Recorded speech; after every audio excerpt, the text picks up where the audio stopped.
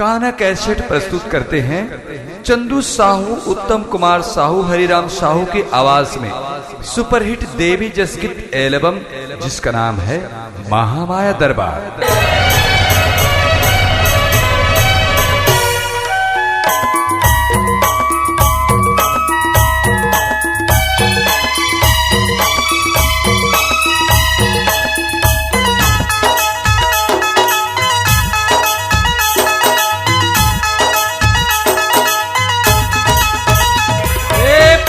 बसे पवन पवन बसे पानी वो मोरे मन बसे हिंगला झुमा, मोरे मन बसे हिंगला झुमा।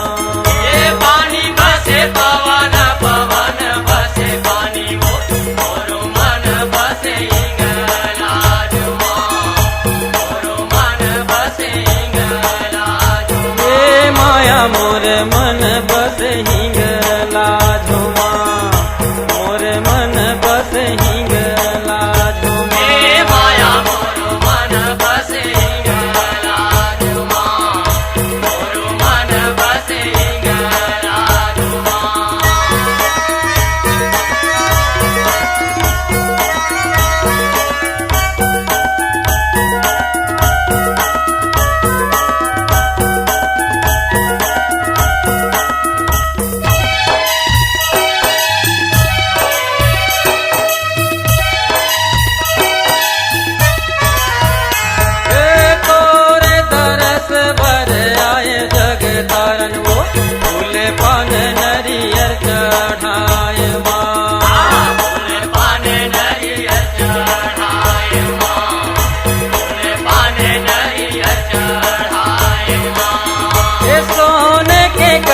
समणाए जग तारन वो जीव कर जोत जलाए माँ, जीव कर जोत जलाए माँ, जीव कर जोत जलाए माँ। ये माया जीव कर जोत जलाए माँ, जीव कर जोत जलाए माँ। ये माया जीव कर जोत जलाए माँ, जीव कर जोत जलाए माँ।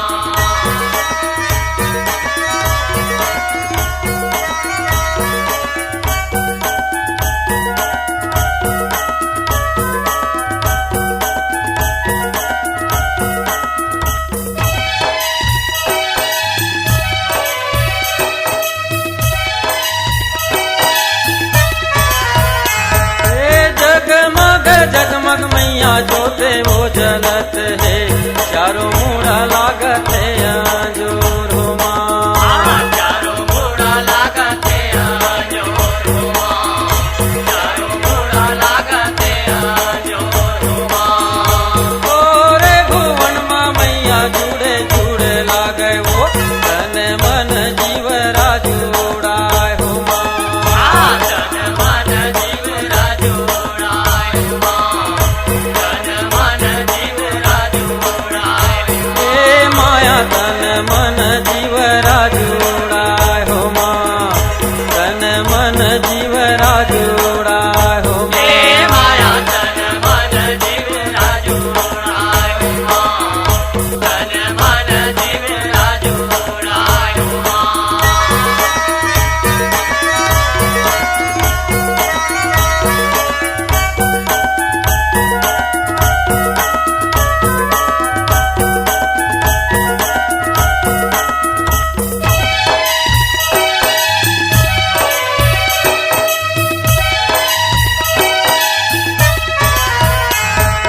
तही मोरे माता मैया तही मोरे पिता वो, तही मोरे जीव के आधार हो माँ। तही मोरे जीव के आधार हो माँ, तही मोरे जीव के आधार हो माँ। ये पानी बसे पवन पवन बसे पानी वो मोरे मन बसे हिंगला झुमा। मोरो मन बसे हिंगला झुमा, मोरो मन बसे हिंगला झुमा। ये माया मोरे मन बसे हिंगला झुमा, मन बस हिंगला झुमा हे माया मोरो मन बस हिंगला झुमा मोरो मन बस हिंगला झुमा हे माया मोर मन बस हिंगला झुमा मोर मन बस हिंगला झुमा हे माया मोरो मन बस हिंगला झुमा मोरो मन बस हिंगला झुमा मोर मन बस हिंगला झुमा मोर मन बस हिंगला झुमा मोर मन बस हिंगला